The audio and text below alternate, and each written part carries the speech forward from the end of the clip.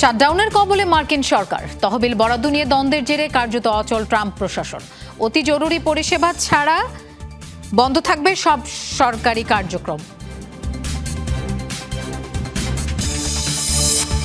আলোচিত সেনা সমাবেশে নিজের প্রশংসা নিজেই করলেন প্রেসিডেন্ট ট্রাম্প। নারী বিদ্বেষী মন্তব্য করে বিতর্কের জন্ম দিলেন প্রতিরক্ষামন্ত্রী হেগসেথ।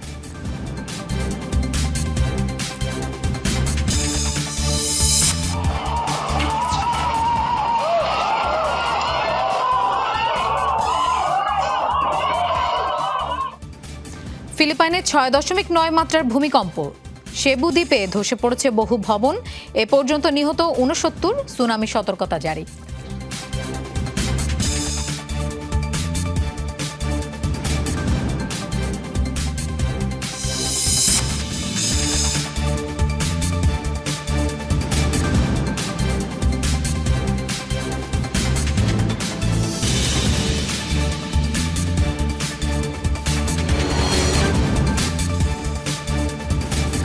দর্শক, এতক্ষণ শিরোনাম দেখছিলেন, আপনাদের সঙ্গে থাকছি আমি মৌসুমী আহমেদ লোপা। যাচ্ছি পুরো খবরে। অনির্দিষ্টকালের জন্য শাটডাউনের কবলে পড়ল যুক্তরাষ্ট্র। তহবিল বরাদ্দ নিয়ে দ্বন্দ্বের জেরে মার্কিন সিনেটের শেষ মুহূর্তের ভোটাভুটিতে বাতিল হল সাময়িক বিল। এর ফলে বুধবার প্রথম প্রহর থেকেই কার্যকর হলো শাটডাউন। অতি জরুরি পরিষেবা ছাড়া বন্ধ থাকবে সব সরকারি কার্যক্রম। বেতন আটকে যাবে লাখ লাখ সরকারি কর্মীর। মঙ্গলবার ছিল যুক্তরাষ্ট্রের অর্থ বছরের শেষ দিন, অর্থাৎ মার্কিন সরকারের জন্য বরাদ্দকৃত তহবিলের মেয়াদেরও শেষ দিন। কিন্তু কংগ্রেসে বাজেট নিয়ে দ্বন্দ্বের সমাধান হয়নি শেষ মুহূর্তেও। সিনেটের রিপাবলিকানদের সাময়িক তহবিল বিলে 60 জনের ভোট প্রয়োজন থাকলেও 53-47 ভোটে প্রত্যাখ্যাত হয় বিলটি। এর ফলে অবধারিতভাবেই শাটডাউনের কবলে পড়তে হলো যুক্তরাষ্ট্রকে। অনির্দিষ্টকালের জন্য অচল হয়ে পড়ল মার্কিন সরকারের কার্যক্রম। এমন পরিস্থিতিতে একে অপরকে দোষারোপ করছে রিপাবলিকান ও ডেমোক্র্যাট সদস্যরা। হাউস ব্যবস্থা নিয়েছে, প্রেসিডেন্টও বিলে স্বাক্ষরে প্রস্তুত, অথচ ডেমোক্রেটদের জন্য এই পরিস্থিতি। মাত্র 8 জন ডেমোক্রেটের সমর্থন দরকার ছিল বিল পাশে। ডেমোক্রেটরা শাটডাউন চায় না। আমরা রিপাবলিকানদের সাথে বিকল্প একটি পথ খুঁজতেও প্রস্তুত ছিলাম। রিপাবলিকান নেতাদের সাথে আলোচনায় হোয়াইট হাউসে গিয়েছি। তখনই স্পষ্ট হয়ে গেছে প্রেসিডেন্ট উপলব্ধিই করছেন না মার্কিনীদের কত বড় ক্ষতি করছেন। শাটডাউন নিয়ে অবশ্য খুব একটা বিচলিত নন ডোনাল্ড ট্রাম্প। উল্টো গণছাঁটাইয়ের হুমকিও দিয়েছেন তিনি। তহবিল বন্ধ হয়ে যাওয়ার জন্য ডেমোক্রেটদের দায়ী করেন মার্কিন প্রেসিডেন্টও। অনেক সরকারি কর্মীর বেতন আটকে যেতে পারে, আর এটা কেবল ডেমোক্রেটদের জন্য। তারা এই দেশে অবৈধভাবে যারা প্রবেশ করে তাদের যত্ন আত্তি করতে চায়, এবং আমরা এটার বিরোধিতা করেছি। আমার দেশ অবৈধদের দায়িত্ব নিতে পারবে না, আর ডেমোক্রেটরা তাদের স্বাস্থ্যসেবা দিতে চায়। যুক্তরাষ্ট্রের শাটডাউনের অর্থ হলো সরকারি তহবিল বন্ধ হয়ে যাওয়া। এর ফলে অতি জরুরি সেবা ছাড়া বন্ধ হয়ে যাবে অন্যান্য সরকারি কার্যক্রম। সামাজিক উন্নয়ন, গবেষণা কিংবা নিরাপত্তাজনিত বহু প্রকল্পের কাজ বাতিল কিংবা স্থগিত হবে। বেতন আটকে যাবে সরকারি কর্মীদের। পুলিশ, সেনাবাহিনী, সীমান্তরক্ষী এবং এয়ার ট্রাফিক নিয়ন্ত্রণকারীদের মতো কয়েকটি পেশার মানুষকে কাজ করে যেতে হবে বেতন ছাড়াই। এর আগে 2018 সালে প্রেসিডেন্ট হিসেবে ডোনাল্ড ট্রাম্পের প্রথম মেয়াদে 35 দিনের জন্য অচল হয়ে পড়েছিল মার্কিন প্রশাসন। এখন পর্যন্ত যুক্তরাষ্ট্রের ইতিহাসে সেটাই সবচেয়ে বড় shutdown. Dorothy Tasrin, Jamuna news. বিশ্বের বিভিন্ন দেশে থাকা মার্কিন সামরিক কর্মকর্তাদের ডেকে এনে রীতিমতো নিজের প্রশংসা শোনালেন মার্কিন প্রেসিডেন্ট ডোনাল্ড ট্রাম্প। ভার্জিনিয়ায় আলোচিত সেনা সমাবেশে ট্রাম্প দাবি করেন তিনি নোবেল পুরস্কার না পেলে সেটি হবে যুক্তরাষ্ট্রের জন্য অপমানজনক। অপরাধ ও অভিবাসন ইস্যুতে ট্রাম্প বলেন যুক্তরাষ্ট্র এখন নিজের ঘরেই যুদ্ধের মুখোমুখি।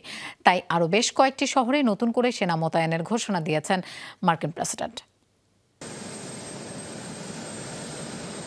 নানা জল্পনা কল্পনার অবসান ঘটিয়ে মঙ্গলবার যুক্তরাষ্ট্রের ভার্জিনিয়া অঙ্গরাজ্যের কোয়ান্টিকো শহরে অনুষ্ঠিত হয়েছে বিশ্বজুড়ে মোতায়েনকৃত মার্কিন সামরিক কর্মকর্তাদের সমাবেশ। দীর্ঘ 1 ঘন্টা 10 মিনিটের বেশি সময় ধরে দেয়া ভাষণে বিভিন্ন ইস্যুতে কথা বলেন প্রেসিডেন্ট ডোনাল্ড ট্রাম্প। তিন বাহিনীর জেনারেল ও অ্যাডমিরালদের সামনে দেয়া বক্তব্যে আরও একবার নিজের ঢোল নিজে পেটালেন মার্কিন প্রেসিডেন্ট। দাবি করেন তিনি নোবেল পাওয়ার যোগ্য। তার বদলে অন্য কাউকে দেওয়া হলে সেটি হবে যুক্তরাষ্ট্রের জন্য অপমানজনক। আমি 7টি যুদ্ধ থামিয়েছি, এজন্য আমি কি নোবেল পুরস্কার পাবো? উত্তর হচ্ছে না। তারা এটা এমন একজনকে দেবে যে কিছুই করেনি। এমনটা হলে তা হবে আমাদের দেশের জন্য বড় অপমান। আমি চাই এটা আমার দেশ পাক। আইন শৃঙ্খলা নিয়ন্ত্রণে শিকাগো, নিউ ইয়র্ক সহ আরো কয়েকটি বড় শহরে নতুন করে সেনা মোতায়েনের ঘোষণা দিয়েছেন মার্কিন প্রেসিডেন্ট। অপরাধ ও অভিবাসন ইস্যুতে কথা বলতে গিয়ে ট্রাম্প দাবি করেন অভ্যন্তরীণ যুদ্ধের মুখোমুখি এখন যুক্তরাষ্ট্র। উগ্র বামপন্থী ডেমোক্রেটরা নিউ ইয়র্ক, শিকাগো সহ যে শহরগুলোর ক্ষমতায়, সেগুলো এখন খুবই অনিরাপদ হয়ে পড়েছে। আমি একে একে সবগুলো ঠিক করে ফেলবো। এখানে উপস্থিত অনেকেই আমার এই গুরুত্বপূর্ণ কাজের অংশ হতে চলেছে। এটি একটি যুদ্ধ, ঘরের শত্রুদের সাথে যুদ্ধ। শান্তি প্রতিষ্ঠায় শক্তি প্রয়োগের পক্ষে নিজের অবস্থান তুলে ধরেন ট্রাম্প। সাবেক প্রেসিডেন্ট জো বাইডেনের সমালোচনা করে তৎকালীন সরকারকে অযোগ্য আখ্যা দেন তিনি। শক্তি প্রয়োগের মাধ্যমে শান্তি প্রতিষ্ঠার সাক্ষী হচ্ছে আমরা। আমেরিকা আবারও দেশ হিসেবে সম্মান আদায় করেছে। বাইডেনের সময় কেউ আমাদের সম্মান করত না। রাশিয়া ইউক্রেন যুদ্ধ বন্ধে ব্যর্থ হয়ে রুশ প্রেসিডেন্ট ভ্লাদিমির পুতিনের উপর বিরক্তি প্রকাশ করেছেন যুক্তরাষ্ট্রের রাষ্ট্রপ্রধান। দোষ চাপিয়েছেন বাইডেন প্রশাসনের ঘাড়েও। বলেন বিগত সরকারের আমলে আফগানিস্তান থেকে বিশৃঙ্খলভাবে সেনা প্রত্যাহারের কারণেই ইউক্রেনে হামলা চালাতে উৎসাহিত হয়েছেন Putin. Mostafa Mahmud, Jamuna News. Body shaming আর নারী বিদ্বেষী মন্তব্য করে বিতর্কে জন্ম দিলেন মার্কিন প্রতিরক্ষামন্ত্রী পিট হেগসেথ। মঙ্গলবার ভার্জিনিয়ায় 3 বাহিনীর জমায়েতে দেয়া বক্তব্যে সামরিক কর্মকর্তাদের পেশাদারিত্ব আর শারীরিক ফিটনেস নিয়ে সমালোচনা করেন তিনি। মোটা জেনারেলদের দেখা বিরক্তিকর কিংবা সামরিক বিভাগে নারীদের নিয়োগও পুরুষের মানদণ্ডে হওয়া উচিত, এমন সব মন্তব্য করেন হেগসেথ। মার্কিন সামরিক কর্মকর্তাদের নিয়ে আয়োজিত বিশেষ সমাবেশে আক্রমণাত্মক ভঙ্গিতে দেখা গেল প্রতিরক্ষামন্ত্রী পিট হেগসেথকে। বক্তব্যের পুরোটার সময় মঞ্চের এই প্রান্ত থেকে ও প্রান্তে হেঁটেছেন সাবেক এই টেলিভিশন উপস্থাপক। শারীরিক ভঙ্গিমাও উদ্ধত। সামরিক কর্মকর্তাদের এক হাত নিলেন প্রতিরক্ষামন্ত্রী। তাদের নিয়োগ, যোগ্যতা, প্রশিক্ষণ, পদোন্নতি, এমনকি পেশাদারিত্ব নিয়েও প্রশ্ন তুলেছেন হেগসেথ। সমালোচনা করেছেন লিঙ্গভিত্তিক সুবিধা। দীর্ঘদিন ধরে ভুল কারণে বর্ণ, লিঙ্গ, কোটার ভিত্তিতে অনেককে পদোন্নতি দেওয়া হয়েছে। বোকা এবং বেপরোয়া রাজনৈতিক নেতারা ভুল দিক নির্দেশনা দিয়েছে এবং আমরা পথ হারিয়েছি। কিন্তু আর নয়, অপেশাদারিত্বের যুগ শেষ।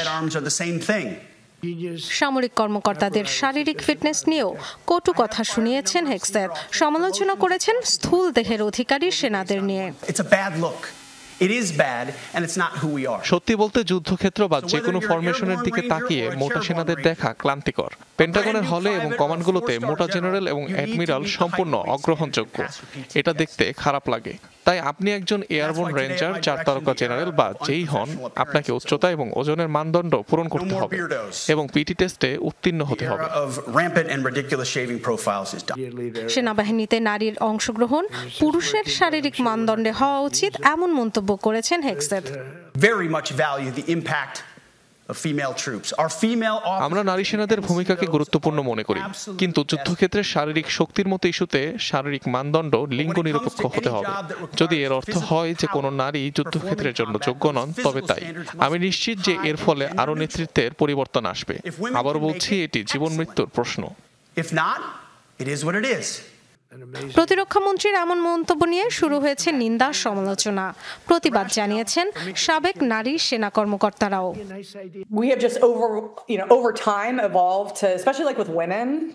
আমরা এমন একটা জাতি যারা যুদ্ধে সব স্বেচ্ছাসেবকদের নিয়ে লড়তে চাই, এবং আমাদের উচিত প্রতিটি সক্ষম মার্কিনী যারা তাদের দেশের সেবা করতে ইচ্ছুক তাদের সুযোগ দেওয়া।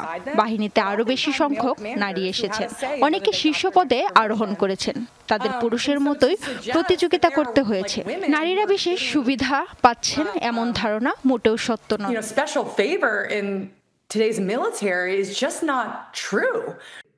মার্কিন প্রতিরক্ষা মন্ত্রীর নারী বিদ্বেষ নিয়ে কথা উঠেছে এর আগেও। প্রতিরক্ষা বিভাগে নিয়োগেও যথাযথ নীতি অনুসরণ করেননি বলে অভিযোগ উঠেছিল। ডরথি তাস্ট্রিন, যমুনা নিউজ। যুক্তরাষ্ট্রের শান্তি পরিকল্পনায় সম্মতি দেওয়ার জন্য হামাসকে 3 থেকে 4 দিন সময় দিয়েছেন মার্কিন প্রেসিডেন্ট ডোনাল্ড ট্রাম্প। মঙ্গলবার নিজেই এই কথা জানান তিনি। এ সময় ওয়াশিংটনের প্রস্তাবিত 20 দফায় রাজি না হলে ফিলিস্তিনি স্বাধীনতাকামী গোষ্ঠীটিকে ভয়াবহ পরিণতির হুমকিও দেওয়া হয়েছে। এদিকে হামাসের দাবি, মার্কিন প্রস্তাবে ফিলিস্তিনি জনগণের স্বার্থ পুরোপুরি উপেক্ষা করা হয়েছে। এর আগে গত সোমবার নেতানিয়াহুর সাথে বৈঠকে গাজায় যুদ্ধবন্ধ ও উপত্যকায় শান্তি প্রতিষ্ঠায় 20 দফা ঘোষণা করেন ট্রাম্প, যাতে সম্মতি দেয় ইসরায়েল। তার শান্তি প্রস্তাবকে স্বাগত জানিয়েছে বহু আরব ও মুসলিম দেশও। ইসরায়েলের হুমকি উপেক্ষা করেই গাজার উদ্দেশ্যে যাত্রা অব্যাহত রেখেছে ত্রাণবাহী নৌবহর। এরই মধ্যে গাজার কাছাকাছি পৌঁছে গেছে সুমুদ ফ্লোটিলা। এদিকে গাজা উপকূল থেকে 278 কিলোমিটার দূরে পৌঁছানোর পর সুমুদের নিরাপত্তায় মোতায়েনকৃত যুদ্ধ জাহাজ থামিয়ে দিয়েছে ইতালি। এমনকি ত্রাণবাহী বহরকে কার্যক্রম স্থগিতের আহ্বান জানিয়েছে দেশটির প্রধানমন্ত্রী জর্জিয়া মেলোনি। নৌযানগুলোতে থাকা মানবাধিকার কর্মীদের অভিযোগ, তাদের আশেপাশে বেড়েছে ড্রোনের তৎপরতা। এর আগে বহরটিতে থাকা নৌযানগুলোর যোগাযোগ প্রক্রিয়া ব্যাহতের চেষ্টা করেছিল ইসরায়েল। ত্রাণবাহী জাহাজগুলোকে আটকানোর জন্য আশদোদ বন্দরে 5 শতাধিক পুলিশ মোতায়েনের সিদ্ধান্ত নিয়েছে তেল আবিব। প্রস্তুত থাকতে বলা হয়েছে আশপাশের কয়েকটি হাসপাতালকে। মেজর জেনারেল ডেভিড জিনিকে গোয়েন্দা সংস্থা শিন বেতের নতুন প্রধান হিসেবে নিয়োগ দিয়েছে ইসরায়েল। মঙ্গলবার এক বিবৃতিতে এই তথ্য নিশ্চিত করেছে প্রধানমন্ত্রী নেতানিয়াহুর অফিস। 5 তারিখ আগামী 5 বছরের জন্য গোয়েন্দা সংস্থাটির দায়িত্ব নেবেন তিনি। এর আগে প্রধানমন্ত্রীর সাথে বিবাদের জেরে শিন বেতের সাবেক প্রধান রোনেন বারকে বরখাস্তের সিদ্ধান্ত নেওয়া হয়, যা গড়ায় আদালত পর্যন্ত। এমনকি তাকে বরখাস্তের সিদ্ধান্তের প্রতিবাদে দেশ জুড়েও হয় বিক্ষোভ। পরে রোনেন বার নিজেই দায়িত্ব থেকে সরে দাঁড়ান। জিম্মি মুক্তির আলোচনায় ইসরায়েলের প্রতিনিধি দলের অন্যতম সদস্য ছিলেন তিনি।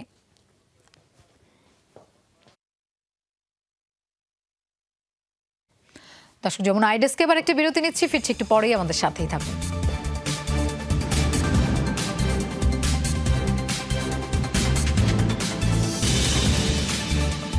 6.9 মাত্রার শক্তিশালী ভূমিকম্পে কেঁপে উঠল ফিলিপাইন। প্রাণহানি বেড়ে দাঁড়িয়েছে 69 জনে, আহত কয়েকশো। হতাহতের সংখ্যা আরও বাড়তে পারে বলে আশঙ্কা করা হচ্ছে। এরই মধ্যে জারি করা হয়েছে সুনামি সতর্কতা। দুর্যোগ কবলিত এলাকায় জারি রয়েছে জরুরি অবস্থা। মঙ্গলবার স্থানীয় সময় রাত 10টার দিকে ফিলিপাইনের মধ্যাঞ্চলীয় সেবু দ্বীপে আঘাত হানে ভূমিকম্পটি। মঙ্গলবার স্থানীয় সময় রাত 10টা হঠাৎ জোরালো ভূমিকম্পে কেঁপে ওঠে মধ্য ফিলিপাইন। রিক্টার স্কেলে যার মাত্রা ছিল 6.9। মার্কিন ভূতাত্ত্বিক জরিপ সংস্থা ইউএসজিএস জানিয়েছে বোগো শহরে মাটি থেকে মাত্র 10 কিলোমিটার গভীরে ছিল কম্পনের উৎপত্তিস্থল। ভূমিকম্পের পর 600-রও বেশি দফায় অনুভূত হয় আফটারশক। প্রদেশ জুড়ে জারি করা হয় জরুরি অবস্থা। এদিকে আগাম প্রস্তুতি হিসেবে জারি করা হয়েছে সুনামি সতর্কতা। ভূমিকম্পের ফলে ব্যাপকভাবে ক্ষতিগ্রস্ত দ্বীপ শহরটির রাস্তাঘাট। ধসে পড়েছে বহু ভবন ও অবকাঠামো। ক্ষতিগ্রস্ত বিদ্যুৎ গ্রিড, ফলে বিদ্যুৎ বিচ্ছিন্ন হয়ে পড়েছে সেবু শহর সহ আশপাশের এলাকা। ব্যাহত হচ্ছে উদ্ধার কাজ। ধারণা, এখনও ধ্বংসস্তূপের নিচে চাপা অনেকে। সময়ের সাথে সাথে বেরিয়ে আসছে একের পর এক মরদেহ। হতাহতদের চিকিৎসা দিতে হিমশিম খাচ্ছে অঞ্চলটির হাসপাতালগুলো। স্থান সংকুলন না হওয়ায় হাসপাতালের বাহিরেই চিকিৎসা দেওয়া হচ্ছে রোগীদের। প্রশান্ত মহাসাগরের অত্যন্ত ভূমিকম্প প্রবণ অঞ্চল রিং অফ ফায়ারে অবস্থানের কারণে প্রায়ই ভূকম্পন অনুভূত হয় ফিলিপাইনে। অনিক রহমান, যমুনা নিউজ। 48 ঘন্টারও বেশি সময় ধরে চলা ইন্টারনেট ব্ল্যাকআউটে রীতিমতো অচল হয়ে পড়েছে আফগানিস্তান। বহির্বিশ্বের সাথে পুরো দেশই এখন কার্যত সংযোগ বিচ্ছিন্ন। বন্ধ রয়েছে মোবাইল ফোন এবং টেলিফোন নেটওয়ার্কের মতো গুরুত্বপূর্ণ পরিষেবা। ব্যাহত হচ্ছে বিমান যোগাযোগ। স্থবির হয়ে পড়েছে অনেক ব্যবসা। ব্যাপক ভোগান্তিতে পড়েছে দেশটির প্রায় 4.5 কোটি নাগরিক।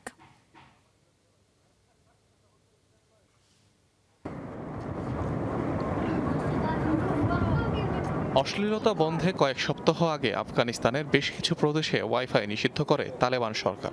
পর্যায়ক্রমে অন্যান্য অঞ্চলেও শুরু হয় ফাইবার অপটিক সংযোগ বিচ্ছিন্নকরণ। সোমবার ইন্টারনেট ব্ল্যাকআউটের শিকার হয় প্রায় পুরো দেশ।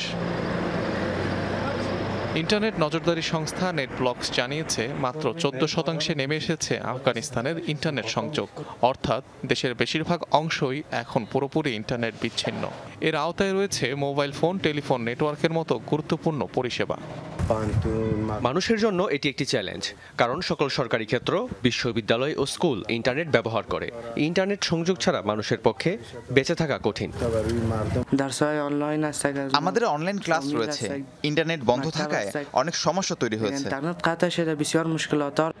ইন্টারনেট ব্ল্যাকআউটের কারণে অচলাবস্থা তৈরি হয়েছে দেশের বিভিন্ন সেক্টরে। মিলছে না বহু জরুরি সেবা, ব্যাহত হচ্ছে বিমান চলাচল। কাবুল বিমানবন্দরে বাতিল করা হয়েছে 8 থেকে 10টি ফ্লাইট। বিঘ্ন ঘটছে স্যাটেলাইট টেলিভিশন সম্প্রচারেও। স্থবির হয়ে পড়েছে জনজীবন, বন্ধ হয়ে গেছে বহু ব্যবসা প্রতিষ্ঠান। দেশ বিদেশে থাকা স্বজনের সাথে যোগাযোগ করতে পারছেন না অনেকেই। কারোর সাথেই কারো পরিবারের যোগাযোগ নেই, কেউ তাদের পরিবারের সম্পর্কে কিছুই বলতে পারছে না। শনিবার শেষ কথা হয়েছিল পরিবারের সাথে। কোনো নেটওয়ার্কই কাজ করছে না, সব বন্ধ, এমনকি সিম কার্ডগুলিও কাজ করছে না। আপাতত আমার পরিবারের কোনো খবর পাচ্ছি না। বিকল্প পথে ইন্টারনেটের ব্যবস্থা করা হবে জানালেও এখনও বিস্তারিত কোনো পদক্ষেপ নেয়নি তালেবান সরকার। অনিক রহমান, যমুনা নিউজ।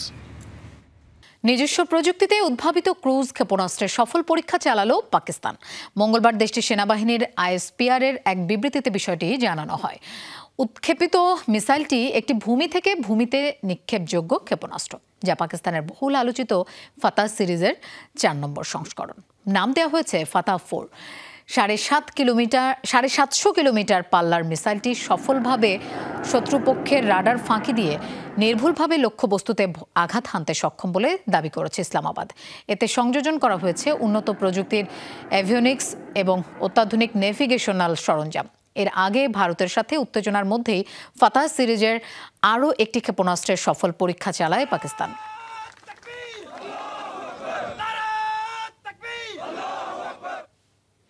যুদ্ধাপরাধ ও মানবতা বিরোধী অপরাধের দায়ে কঙ্গোর সাবেক প্রেসিডেন্ট জোসেফ কাবিলাকে মৃত্যুদণ্ড দেওয়া হয়েছে। মঙ্গলবার তার অনুপস্থিতিতে দেশটির একটি সামরিক আদালত এই রায় দিয়েছেন।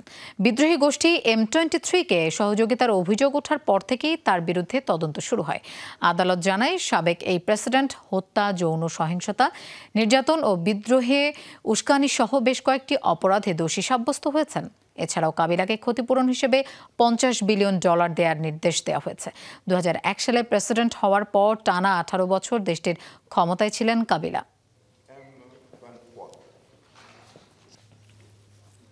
ডাক্তারদের হাতের লেখা ঠিক করার নির্দেশ দিল ভারতের আদালত। সম্প্রতি প্রেসক্রিপশনে চিকিৎসকদের হাতের লেখা আরও পাঠযোগ্য করায় এই রায় দেয় পাঞ্জাব ও হরিয়ানার হাইকোর্ট।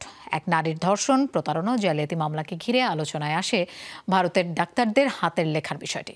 এক চিকিৎসকের লেখা এবং প্রেসক্রিপশন একেবারে অস্পষ্ট হওয়ায় আদালতের নজরে আসে ইস্যুটি।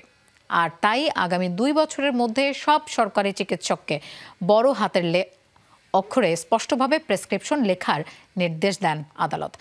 একই সাথে মেডিকেল কলেজের পাঠ্যক্রমে হাতের লেখা ভালো করার পাঠ যুক্ত করার নির্দেশও দেওয়া হয়।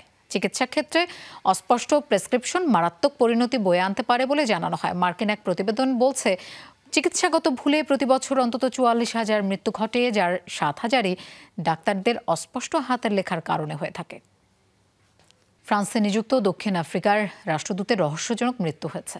মঙ্গলবার দেশটির রাজধানী প্যারিসের একটি হোটেলের নিচে ইমানুয়েল নাথি মথেতওয়ারের নামের এই কূটনীতিককে মৃত্যু অবস্থায় পাওয়া যায়। এই তথ্য নিশ্চিত করেছে প্যারিসের প্রসিকিউটর অফিস। পুলিশ জানায়, হায়াত রিজেন্সি হোটেলের 22 তলায় একটি কক্ষ ভাড়া নিয়েছিলেন ইমানুয়েল। ওই হোটেলের নিচেই তার মরদেহ পাওয়া গেছে। প্রাথমিকভাবে ধারণা করা হচ্ছে তিনি আত্মহত্যা করেছেন। বিস্তারিত জানতে এরই মধ্যে তদন্ত শুরু করেছে পুলিশ। এর আগে গত সোমবার রাষ্ট্রদূতের স্ত্রী পুলিশের কাছে একটি নিখোঁজ ডায়েরি করেছিলেন।